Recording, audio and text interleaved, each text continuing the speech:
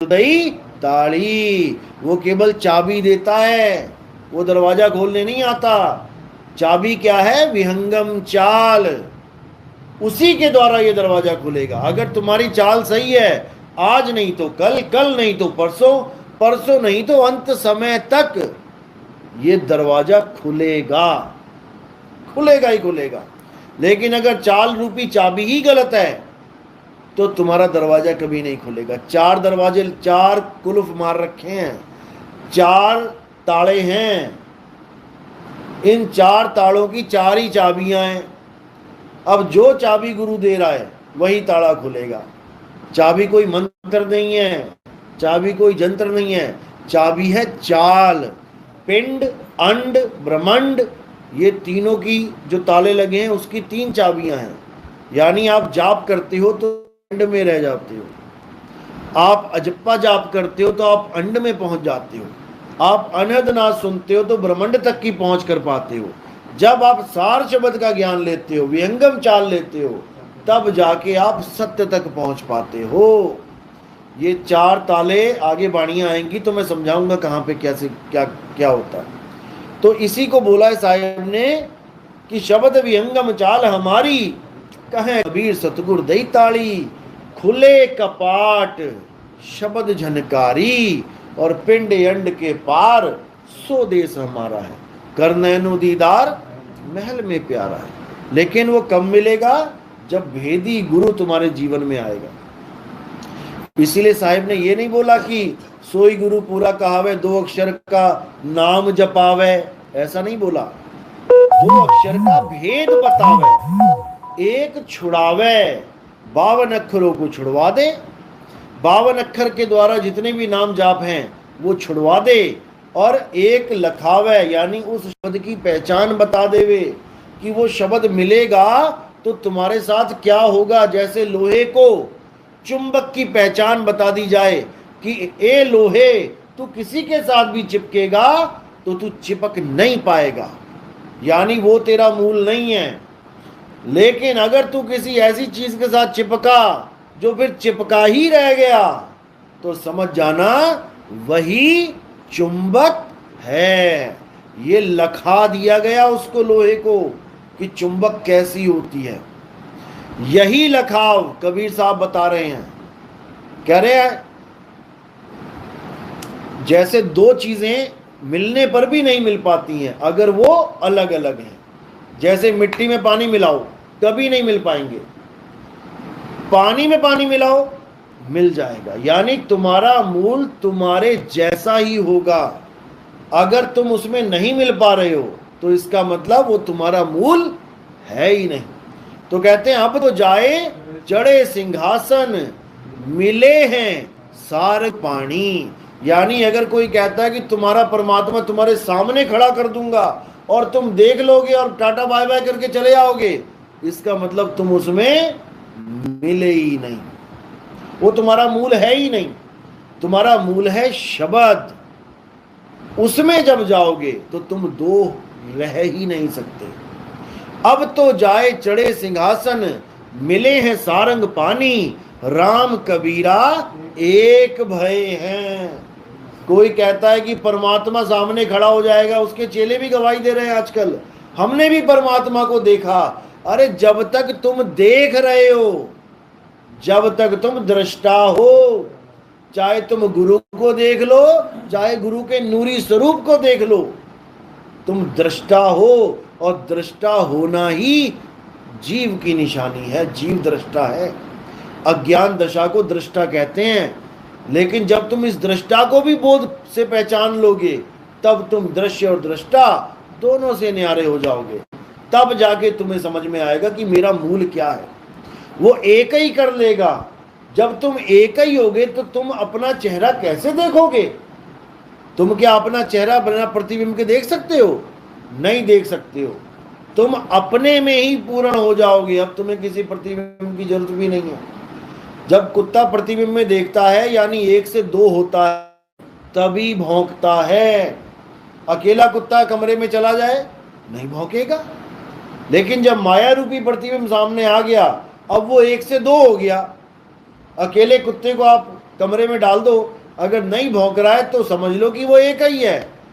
लेकिन अगर वो भौंक रहा है तो पड़ोसी आके कहेगा अरे इसमें लग रहा है 2 कुत्ते हैं, तभी तो भौंक रहा है वो, वरना अकेला किसको भौंकेगा, कुछ ना कुछ है वहां पे। तो वहां क्या है, माया का जाल है।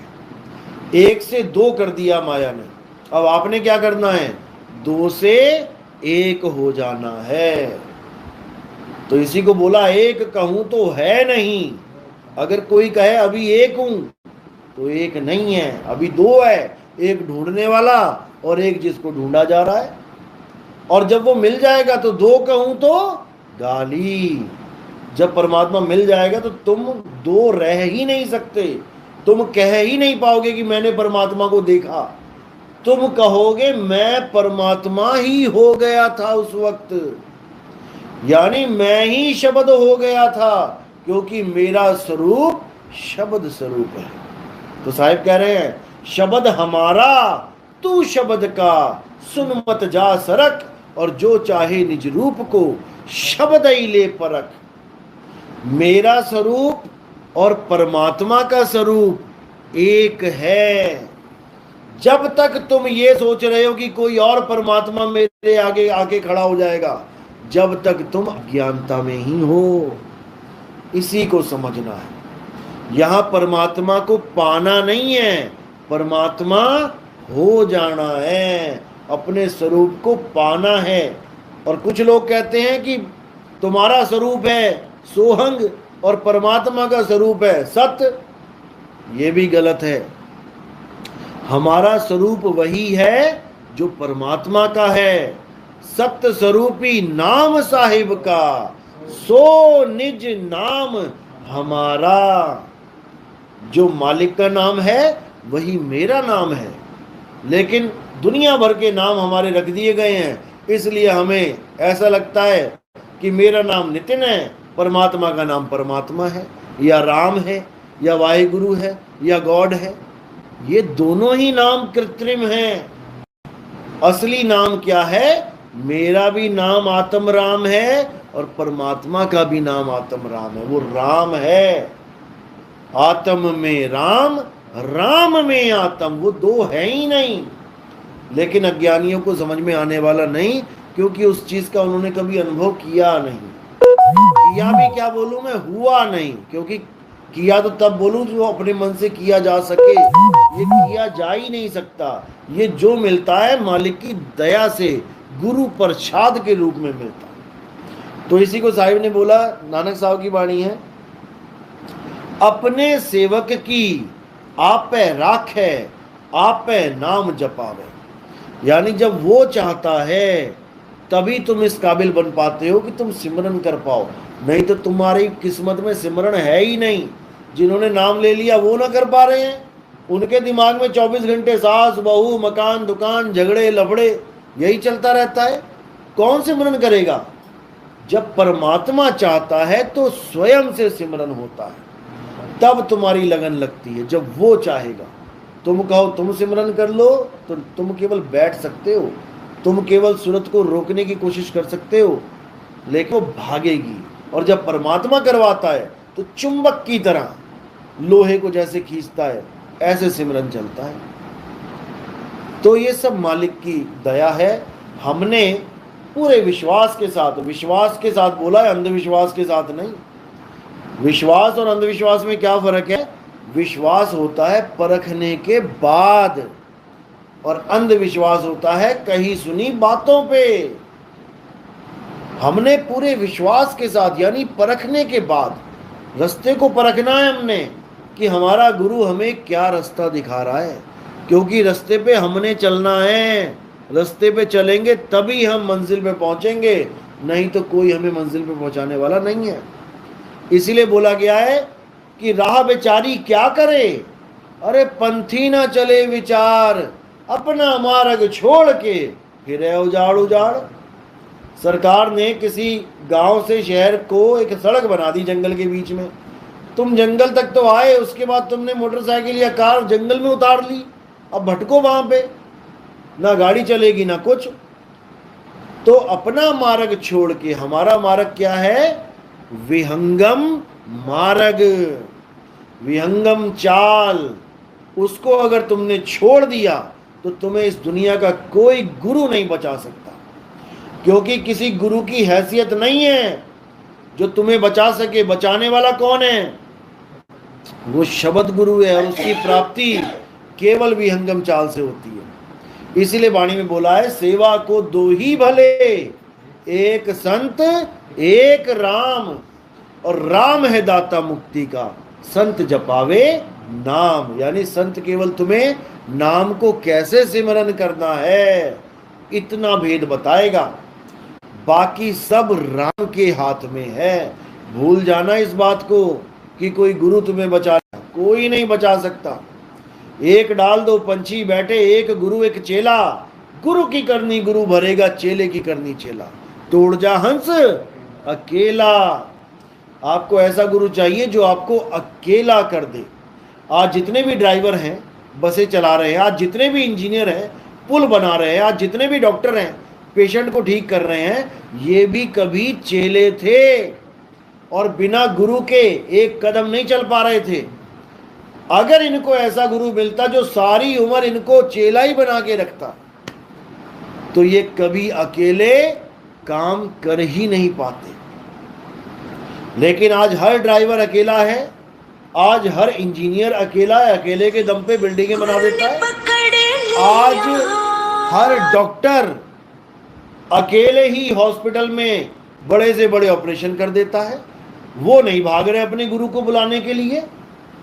आज जितने पहलवान हैं वो सब दांव पे सीख के अकेले रिंग में उतरते हैं, वो नहीं बुला रहे किसी गुरु को। केवल अध्यात्म मार्ग में ऐसा ताना बाना जाल बुन दिया गया है कि तुम बिना गुरु के कुछ नहीं कर पाओगे। बस यही भरम है। ये गुरु लोगों ने तुम्हारे पंख बांध दिए, कुतर दिए, काट दिए, ताकि तुम उड़ ना पाओ, तुम हमेशा अधीनी में ही रहो। लेकिन कबीर साहब ऐसा नहीं कहते। कबीर साहब सीधे कहते हैं, गुरु को कीजिए दंडवत कोटि कोटि प्रणाम, और कीट न जाने भृंग को गुरु कर ले आप समान। अगर गुरु उड़ना जानता है तो वो तुम्हें भी उड़ना सिखाएगा। यहां पर इतना बड़ा जाल है कि तुम्हें गुरु लेने आएगा, गुरु लेने आएगा। चलो हमें तो गुरु लेने आएगा कब? जब हम मर जाएंगे। और जिसको गद्दी मिल गई उसको कब लेने आएगा? वो कैसे पहुंच गया वहां पे? यानी जिसको गद्दी मिलती जाएगी उसको जीते जी ले जाएगा, और जो बेचारे को गद्दी नहीं मिली उसको मरने के बाद ले जाएगा। बताओ, इतना बड़ा जाल बुन रखा है। कल को आप ही में से किसी को गद्दी मिल गई तो आप खुद लोगों को बोलते फिरोगे कि गुरु लेने आएगा। अरे तुम्हें तो लेने आया नहीं अभी, तुमने कैसे ठप्पा लगा दिया विश्वास के साथ कि गुरु लेने आएगा? जिस दिन तुम्हें लेने आएगा उस दिन बोलना ये बात। जब तुम्हें लेके नहीं गया तो तुम किसी और को क्यों अंधा बना रहे हो भाई? क्यों अंधविश्वास में लपेटे में ले रहे हो उसको? अगर तुम नाम देते हो और उस नाम से परमात्मा मिल जाता है, मिल गया, मान के चलो मुझे 5 साल में मिल गया, मुझे परमात्मा मिल गया तुम्हारे नाम से, अब मुझे गुरु लेके कहां जाएगा? जब परमात्मा ही मुझे मिल गया तो वो लेके कहां जाएगा? कौन सी जगह बची? अब क्या चीज की कमी रह गई जो मुझे गुरु लेने आएगा और कहीं लेके जाएगा परमात्मा के पास? तो अगर वो कहीं लेके जाएगा तो जो मुझे मिला परमात्मा वो क्या है फिर? यानी ये डुप्लीकेट वाला है और गुरु मुझे असली वाले के पास लेके जाएगा।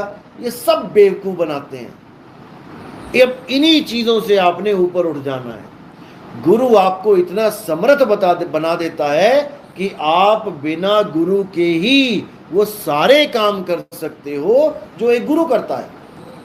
मोची ने चेले को मोची बना दिया, डॉक्टर ने चेले को डॉक्टर बना दिया, इंजीनियर ने चेले को इंजीनियर बना दिया, कहाँ कमी छोड़ी? लेकिन एक आध्यात्मिक गुरु अपने चेले को कभी गुरु नहीं बना पाता। लेकिन बाबा 10वीं पातशाही क्या बोलते हैं? संतों में, वाणियों में आता है, वाह वाह गुरु गोविंद सिंह, आपे गुरु आपे चेला। वो कैसे गुरु और चेला एक हो गए? तुम ना हो पाए, क्योंकि तुम्हें ऐसा गुरु नहीं मिला जो तुम्हें गुरु बना दे। तुम्हें गुरु का मतलब ये नहीं तुम किसी और के गुरु बन जाओ जाके, तुम्हें तुम्हारा ही गुरु बनाना है। किसी और का गुरु नहीं बनना है, अपना गुरु बनना है, अपने आप को तारना है। कैसे? जब तुम्हारा शरीर गिरता है पानी में और डूबता है, और जब तुम तैरते हो तो कौन किसको बाहर बचा रहा है? खुद ही खुद को बचाया जा रहा है। और अगर ज्ञान ना हो तो खुद ही खुद को डुबो लोगे। तो कहते आपे अगन लगाए के आपे जर बर जाए। खुद ही आग लगा ली बांस ने, खुद ही जल गया अज्ञानता में। और ज्ञान में तुम ही तुमको पार कर लोगे। किसी गुरु की जरूरत नहीं है। गुरु की जरूरत कहां तक है? बस ज्ञान प्राप्त करने तक। और जो आखिरी भेद है, तीसरी दीक्षा, उसको प्राप्त, जब संदेह खत्म हो जाएगा, उसको प्राप्त करने तक। संदेह खत्म हो गया, अब उसके बाद चाहे जीवन में गुरु तुम्हारे से ना मिले, तुम्हें रोक नहीं सकता कोई मुक्त होने से।